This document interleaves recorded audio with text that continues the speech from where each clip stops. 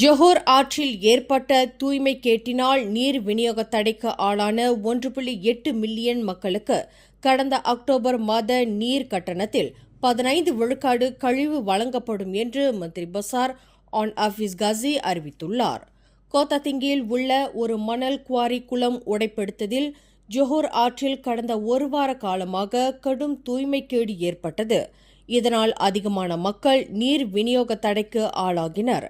அவர்களுக்கு ஏற்பட்டுள்ள சிரமம் மற்றும் அசௌகரியத்தை கருத்தில் கொண்டு வீட்டு உரிமையாளர்கள், வழிபாட்டு தலங்கள், வர்த்தக வளாகங்கள் மற்றும் சமூக அமைப்புகள் முதலியவற்றுக்கு நீர் கட்டணத்தில் 15 விழுக்காடு கழிவு வழங்கப்படுவதாக மந்திரி பசார் அறிவித்துள்ளார். மேலும் செய்திகளை தெரிந்து கொள்ள கீழே இருக்கும் பெல் பட்டனை அழுத்துங்கள். உங்கள் மகிழ்ச்சியை வெளிப்படுத்த லைக் மற்றும் ஷேர் செய்யுங்கள். தொடர்ந்து திசைகளோடு இணைந்திருக்க சப்ஸ்கிரைப் செய்யுங்கள்.